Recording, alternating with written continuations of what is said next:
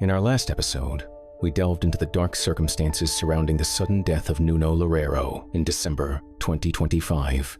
As the director of fusion research at MIT, Loureiro was standing on the precipice of a commercial energy revolution, a breakthrough that promised to change the world forever. But as I mentioned then, Loureiro is not an isolated case. He is just the latest name on a list that stretches back decades. A list of men who are on the verge of handing humanity the keys to the kingdom, free, limitless, clean energy, only to find themselves silenced by accidents, suicides, or sudden illnesses just days before their work could go global. Tonight, we go deeper. We are looking at the architects of the impossible. We're talking about Stanley Meyer, the man who built a car that ran on water and died screaming that he'd been poisoned in a parking lot in 1998. We're talking about Eugene Mallove, the MIT whistleblower who was about to prove cold fusion was real until he was brutally beaten to death in his own driveway in 2004. And we're talking about Stefan Marinov, the physics genius who challenged Einstein himself and allegedly fell from a library window in 1997. Is it a coincidence that every time someone finds a way to break our dependence on fossil fuels, they end up in a body bag? Or are we looking at a systematic, multi-decade hit list orchestrated by an energy cartel with trillions of dollars to lose? This isn't just about science, it's about survival. This is the deep dive into the scientists who knew too much. I'm Anonymous, and this is Conspiracy Anonymous. To understand the gravity of what happened in 1998, we have to look at the man himself. Stanley Allen Meyer was born in 1940 and spent most of his life as a quintessential American tinkerer. He wasn't a PhD, physicist, or a tenured professor. He was an entrepreneur and inventor who saw a world addicted to oil and decided to find a way out. By the late 1970s, during the height of the oil crisis, Meyer's focus shifted entirely to hydrogen. He wasn't just looking for a better battery. He was looking for a way to turn the most abundant substance on Earth, water, into a high-energy fuel source. His crowning achievement was the water fuel cell. While traditional electrolysis requires massive amounts of current and heats up the water, Meyer claimed he had discovered something he called voltrolysis. Instead of brute forcing the molecules apart with raw amperage, he used a voltage intensifier circuit to hit the water with high-frequency, high-voltage pulses. By finding the exact resonant frequency of the water molecule, roughly 42 kilohertz, he claimed he could fracture the hydrogen and oxygen atoms apart with almost no heat and very little energy input. His prototype design is documented in several patents he filed in the 1980s, which are still accessible today. He didn't just keep his designs in a lab. In the 1980s, Meyer debuted his prototype, a 1,600 cubic centimeter Volkswagen Doom buggy, painted with the words, "water-powered car," across the side. He claimed the vehicle could travel from Los Angeles to New York on just 22 gallons of water, rainwater, well water, or even ocean water. He wasn't just replacing gasoline, he was replacing the entire global energy infrastructure. But when you try to overrule the laws of thermodynamics, the world pushes back. In 1996, Meyer was sued by investors who claimed his invention was nothing more than a sophisticated fraud. An Ohio court brought in 3 expert witnesses who examined his cell and concluded it was doing nothing more than conventional electrolysis. Meyer was found guilty of gross and egregious fraud and ordered to pay back $25,000. Skeptics called him a con man, but Meyer never wavered. He claimed the court-appointed experts didn't understand the resonance physics he was using. Then came the evening of March 20th, 1998. Stanley was at a Cracker Barrel in Grove City, Ohio, meeting with 2 Belgian investors. His brother Stephen was there too. Rumors have swirled for decades that these men weren't just investors, but were connected to NATO or international energy interests. As they sat at the table, Stanley took a sip of his cranberry juice. Suddenly, he grabbed his throat, ran out into the parking lot, and collapsed. His brother held him as he gasped his final words, "They poisoned me." The official cause of death was listed as a cerebral aneurysm brought on by high blood pressure. He was 57 years old. But for the believers, the timing was too perfect. Within a week of his death, his lab was reportedly ransacked, and his prototype car vanished. with some reports claiming it was shipped to a secret facility in Canada. The two men seated at the table with Stanley Meyer on that fateful evening in 1998 were Philippe Van de Mortelle and Mark Van Krienist. To the casual observer, they were simply European venture capitalists interested in green technology. But to those who study the energy cartel hit list, their presence is far more sinister. Van de Mortelle isn't just a random investor. He is a member of the powerful Belgian Van de Mortelle family, owners of a multi-billion-dollar food empire that specializes in lipids, oils, fats, and margarines. Conspiracy theorists point to this as a direct link to the oil industry, suggesting that a man whose family wealth is built on the processing of oils would have every motive to ensure a water fuel revolution never reached the market. The most explosive rumor, however, stems from the original coroner's report and early news coverage by the Columbus Dispatch. In the initial confusion following Meyer's death, these investors were reportedly identified by the police and the coroner as officers from NATO, while Van de Mortelle later denied this, claiming he was a personal friend who had been financially supporting Meyer's research. The NATO agent theory has become a cornerstone of the case. Supporters of the theory believe the two men weren't there to sign a contract, but to deliver a terminal message. They argue that the orange juice Meyer sipped was a delivery system for a sophisticated toxin, one that would mimic a natural brain aneurysm and leave no trace for American forensic science to find. For many, Van de Mortelle and Van Krienist weren't just witnesses to a tragedy. They were the cleaners sent by the global elite to shut down the water fuel cell for good. The medical investigation into Meyer's death only served to fuel the fire. Despite Stanley's frantic dying declaration that he had been poisoned, the Grove City Police and the coroner officially attributed his death to a cerebral aneurysm brought on by high blood pressure. But it's the toxicology report that remains the smoking gun for believers. According to Stefan Mayer, the investigation was handled with suspicious haste, and a quote allegedly from the coroner's office became the battle cry for the movement. No poison known to American science has been found. For theorists, this wasn't an exoneration, it was a confession. They argue that if a toxin was used, it was a sophisticated, military-grade substance designed to trigger a natural-looking aneurysm and leave no trace for a standard county coroner to find. Rumors persist of missing blood samples and sealed files that prevented independent labs from ever verifying the results. When the police closed the case just 3 months later, labeling it death by natural causes, they didn't just bury a man, they buried the chance to prove that the aether wasn't the only thing being hidden in that parking lot. Although Meyer's tragic fate took him out of the picture, his water-powered car was hard evidence that could prove vehicles can run on water as a fuel source. The fate of Stanley Meyer's famous water-powered dune buggy is a trail of breadcrumbs that leads from a locked garage in Ohio to a mysterious estate sale, and eventually into the hands of a private collector. For years after his death, the car was the holy grail for free energy researchers, a piece of physical evidence that could prove the energy cartel was lying. Immediately following Stanley's death, his twin brother, Stefan Meyer, took possession of the vehicle and the remaining lab equipment. Stephen was just as paranoid as Stanley, and for good reason. He claimed that within days of the funeral, men in suits, whom he believed were federal agents or corporate spies, were seen loitering around their property. According to some sources, the car was stolen from the garage and had later been found, but it is unclear under what circumstances or conditions. Other sources say that for over a decade, Stanley's brother, Stephen, kept the buggy hidden in a secure, secret location in Ohio, refusing to let anyone examine the voltage intensifier circuit or the fuel cell itself. Some theorists say this was to hide the groundbreaking technology from the so-called energy cartel. Others claim the Meyers were hiding the car's components so that no one could examine and determine that they were, in fact, not functional, as Stanley claimed. In the mid-2000s, rumors began to circulate in the new energy community that the car had been sold to a mysterious investment group in Canada.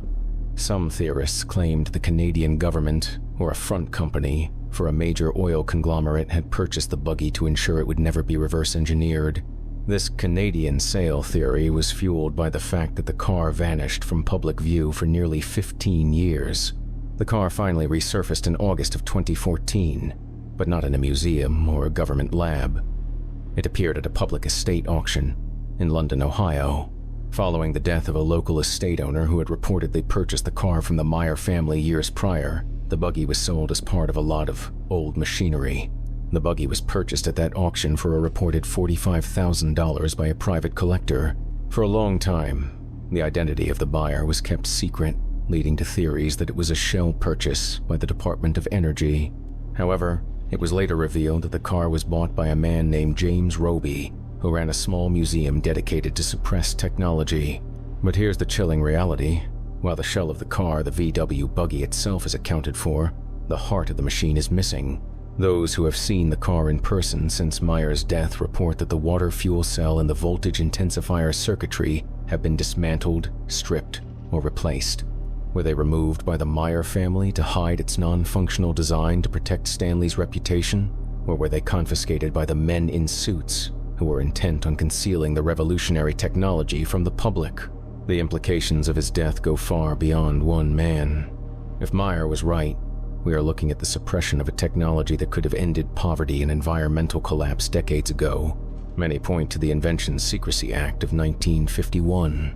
Under Section 181 of the Inventions Secrecy Act, if your invention is deemed too revolutionary, especially in the realm of energy, the Patent Office can effectively disappear your work. You are forbidden from talking about it, selling it, or even showing it to anyone under the threat of federal prison. As of today, over 6,000 patents are currently locked in this black box, hidden from the public eye. Was Meyer's water fuel cell one of them? Was he just a fraud who flew too close to the sun? Or was he a martyr for a future we were never allowed to have?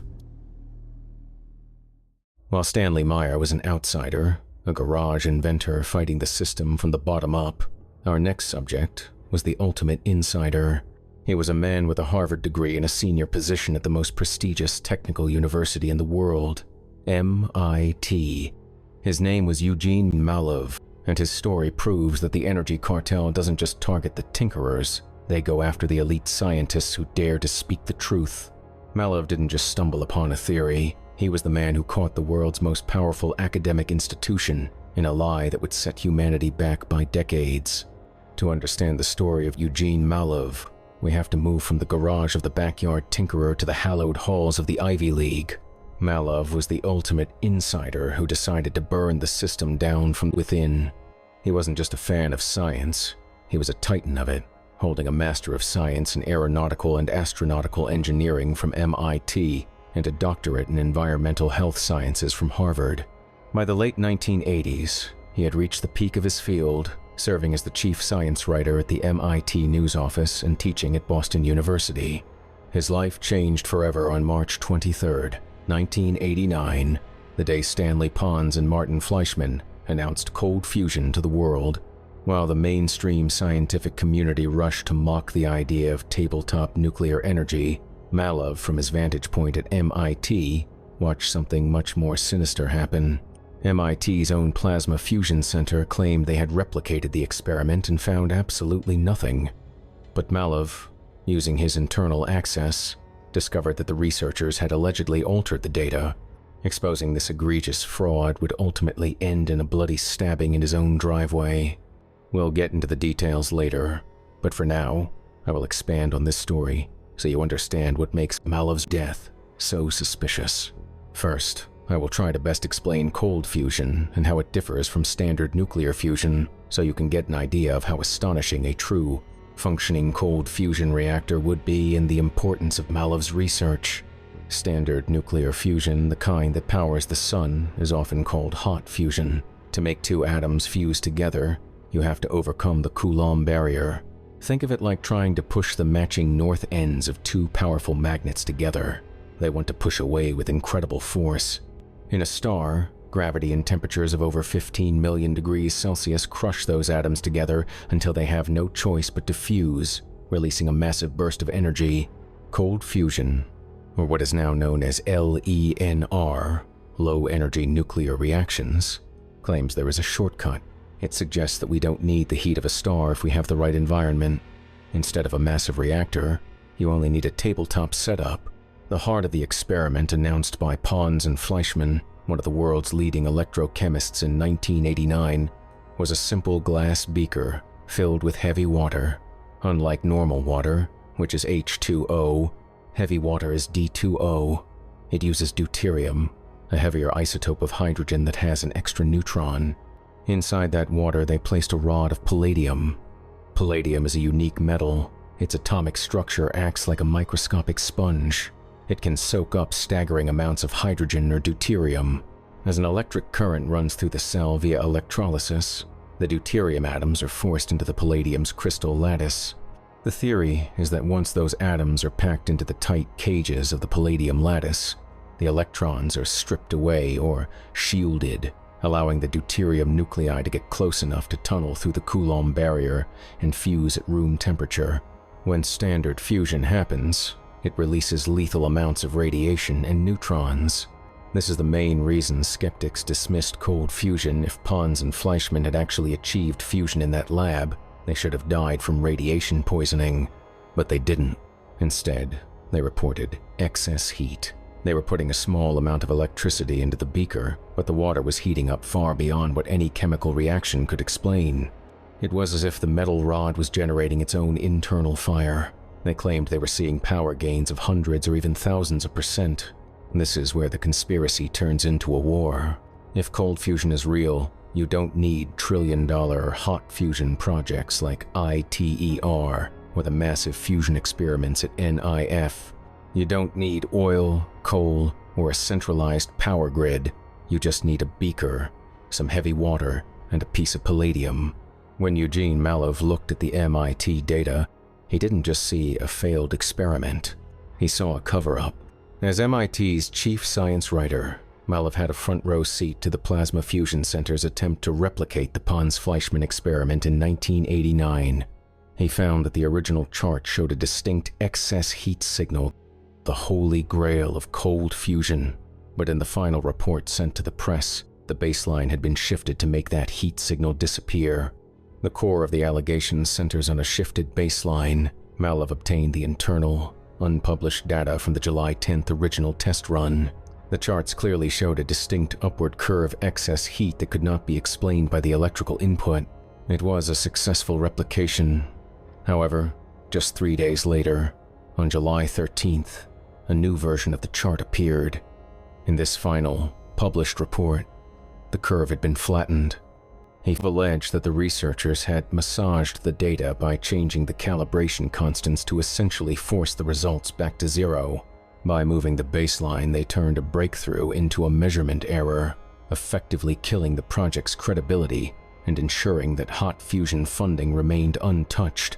We're talking about billions of dollars in funding, which is where a credible incentive appears. Mallove didn't just stay quiet. He resigned in protest in 1991. Calling it scientific fraud, aimed at protecting the billions of dollars in federal funding allocated to hot fusion research. He spent the next decade as the world's loudest advocate for what he called new energy, founding Infinite Energy magazine and writing the Pulitzer-nominated book Fire from Ice. By 2004, Mallove was no longer just a writer. He was a bridge between the fringe and the mainstream.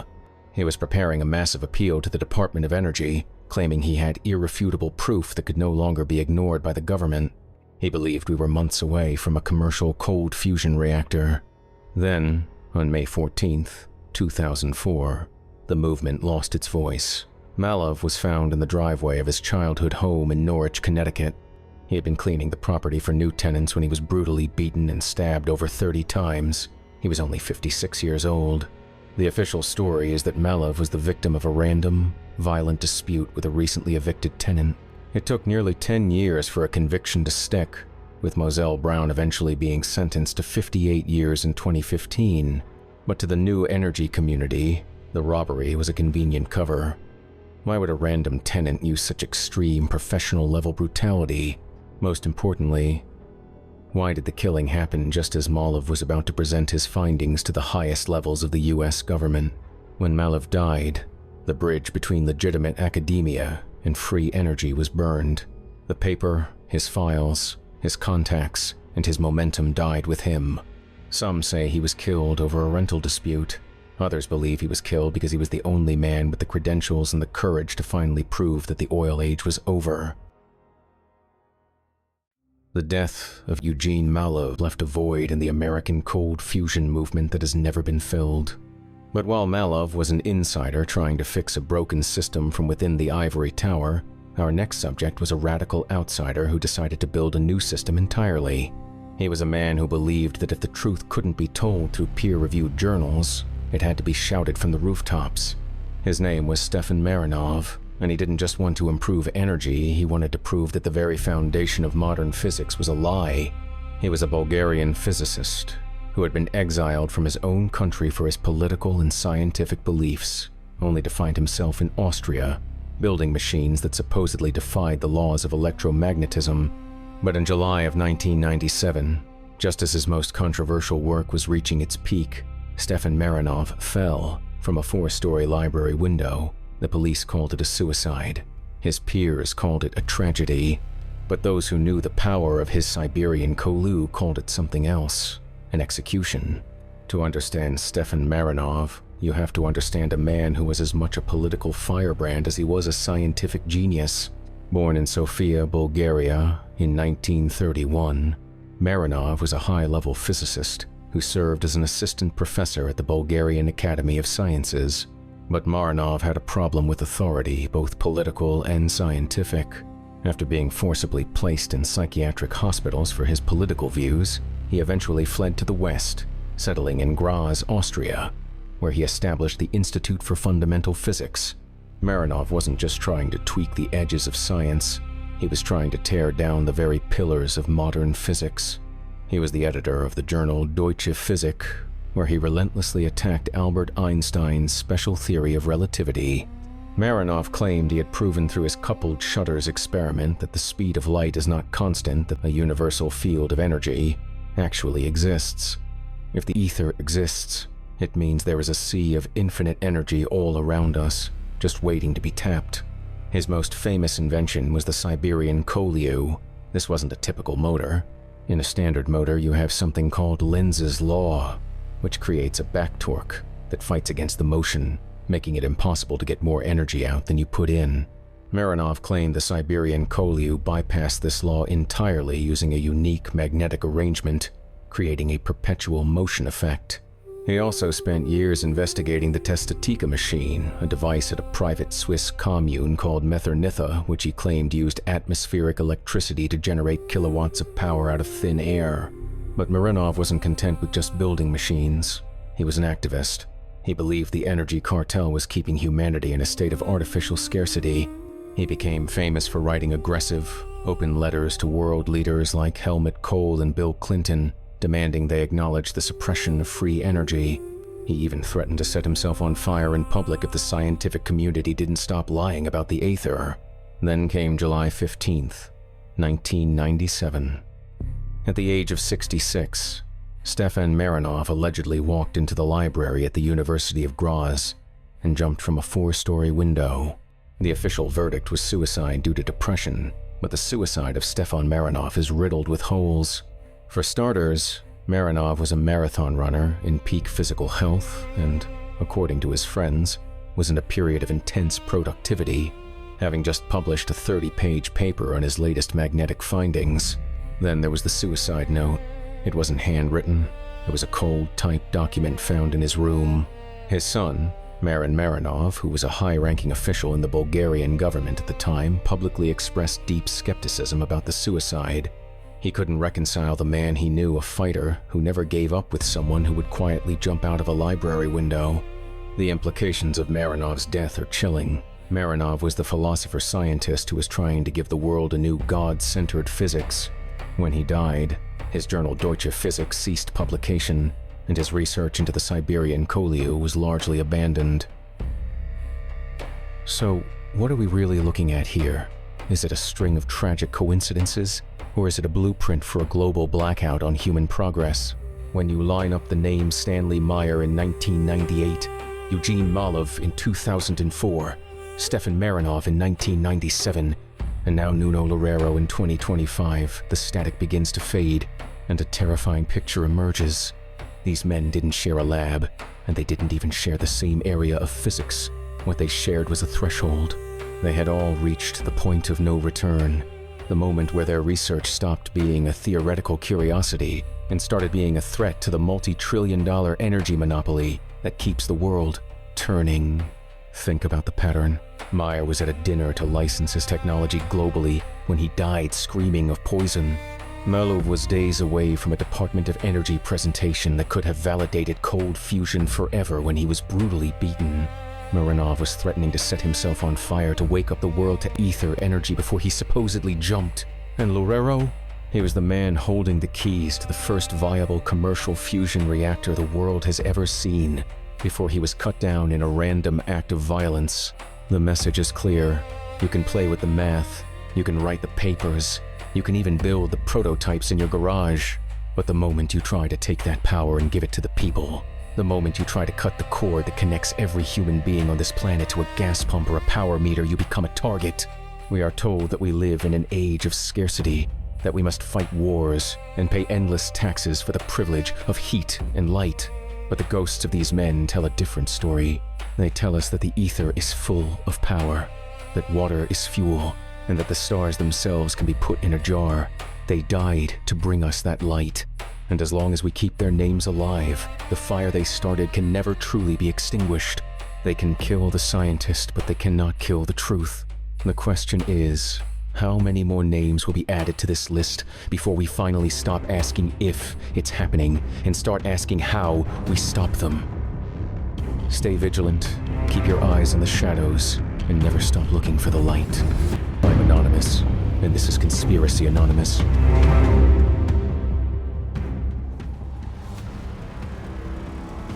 Thanks for listening to Conspiracy Anonymous. This is where the internet's darkest stories, true crime, and conspiracy theories come out of the shadows.